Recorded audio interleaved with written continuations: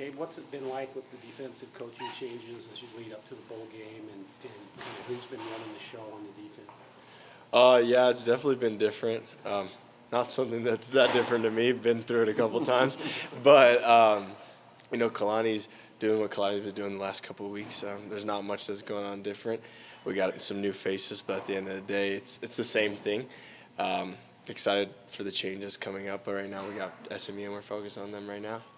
Does Coach G seem a little bit busier now because he is one of the few kind of active position coaches that are sticking around and whatnot? Like, does he seem a little bit busier this time of year? G's G, if I had to be honest with you. Like, G's chill. Like, G, we break down some film, we chop it up. It's just, like, really easy when it comes with G. So, like, if he is busier, he's a pretty calm cat. Like, I had to be honest with you. I couldn't really tell the difference. But, yeah, I mean, he gets his right in the film room and on the field, so I'm excited for this weekend for sure. You've been, as you talked about going through these transitions, how does it play into a decision? Do I stay? Do I go? I mean, with the portal, that's everybody's thinking those things. Your position coach, is he staying? Is he going? D coordinator, staying, going? How does that play into your mindset as you try and figure out what's best for you as a player and for the team? As being a person that already did enter the transfer portal one time, honestly, I just focus on like getting through the end of the season before I make any decision or anything like that. Like, then that's what I'd recommend to everybody, that, like, especially if you're going to play in a bowl game, because if you're thinking about 100 different things, you're not going to play at your best. And so I'm just here to focus on my game, and of course my position coach is one of the ones that got kept, so it's less of a thing to think about for me. And so at the end of the day, just focus on the opportunity that we have at hand, is that to go win a bowl game. And so that's what I think most people are focusing on right now. Malik, I think earlier this season made like an offhand comment. It was like, he's like, Gabe's never experienced a bowl game, and he was talking about that. So this is going to be your first bowl experience. How excited are you? Yeah, so I'm super excited. We could have gone and played in the parking lot and they called it a bowl game. It would have been exciting to me. I don't really care. Just get to play a 13th game. I haven't got to earn that one yet. So I'm happy. I'm excited. It's in Albuquerque, and it'll be a good one, and we're now prime time at night, so we play way better at night, so I'm looking forward to it. You think that's a real thing, is the playing at night versus day? I don't know. Maybe it is for the guys on my team. I'm just happy to play ball. But, I mean, if that's what it counts, then like, that's what counts. So Mitch had just asked A-Rod about the care factor. Who usually the team that wins bowl games is the one that cares the most. Where would you say this team's care factor is?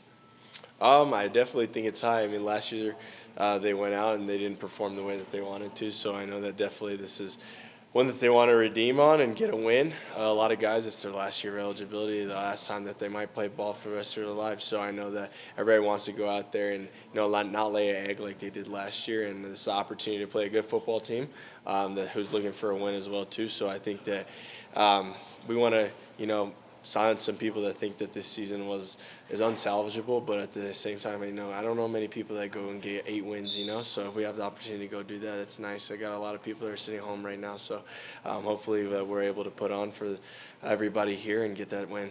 Gabe, do you think this bowl game can be maybe a springboard to next season, assuming, I know you're grad transfers, I assume you're coming back, or is that the plan still for you? Yeah, I mean, I'm just focused on the game, if I had to be honest with you. I mean, if I could somehow get a great draft grade, be able to go, that would be amazing. But, yeah, the goal is to focus on the game and focus on what's coming up next season. But, yeah, this game, we win it, and we compound it into winter workouts, then spring ball, and then, pick up some guys along the way. I think it'll work out really well for us. Going into a new environment, the Big 12, I played in a conference before. It's way different. The teams are going to play consistent every single year from here on out. So I think it'll be good for us, especially playing one team from Texas, and there's a couple other teams that will play in the Big 12 there's from Texas as well, so it'll be nice. You're a Texas kid. What do you know about SMU, like traditionally, et cetera? I mean, I know that back in the day they had some stuff go on with the Pony Express, and I watched 30 for 30. Okay. But I got a friend that plays running back there. It's a good program, and Ray Lashley's doing his thing. Sonny Dykes moved to TCU and is doing his thing over there, so they're known for throwing the ball around the yard and running it when they need to. I think that we can definitely capitalize on the offensive side because their defense might not be as great as their offense, but we're here just to play the game at the end of the day. This is an interesting challenge. Their main guy said he's not playing, but I guess. But Coach G said there's a lot of really good receivers. What's it like getting ready to face those guys? Yeah, honestly, their quarterback's legit. He's a great football player, transfer as well too. And I think that it really doesn't matter who's out there on the outside. He's going to be able to get them the ball. He throws it. They run about 100 plays a game. They're going to throw it regardless. And we have to be on our P's and Q's, honestly. If we're tired, sub out, If we need help, we need to play some zone because we're tired, then that's what we'll do. They got some great guys on the outside. They're going to step up. The big guy's gone, so now the younger guys get a chance to step up. And so it'll be nice to see what happens. But either way, I think the quarterback's a guy that's main focus. If we can fluster him, I don't think he can get the ball. Then the wide receivers don't mean as much after that. What is Gennaro Guilford? What are your impressions of him? And obviously he's valued here because they kept him with the staff turnover. What does he bring, and what do you think of when I bring up his name? Yeah, if I had to be honest with you, Coach G goes out and gets the guys that can make an impact right away on the field. Especially in my personal opinion, the last 2 years, in the corner position, I think that G gets kids that might be hesitant to come here and show them he's done it. He's been able to go through it, and he's been here for a long time. I think that G's value is you can't even put it into words because he does so much for all of us in our room and everybody that is thinking about coming here. He's more than a coach. He's a friend of mine, and I respect him a lot. And I'm happy he's staying. In my personal opinion, it was a big factor for me. And so now that he's here, then I don't have much to worry about. What was your overall impression of Coach Hill initially? Oh yeah, he's a DB guy, so it's exciting at the end of the day. I think that he's going to bring some aggressiveness to the defense. That's what everybody wants to see, right? So I like him, and practice is going to look a little different. We're going to fly it around a little bit more, so it'll be nice. It'll transition to more of what used to see where I was back before. So it'll be cool to get back to it. When G's down there wearing a green shirt and everything, it looks a little bit weird, from the stands, from the fan perspective Yeah. and whatnot.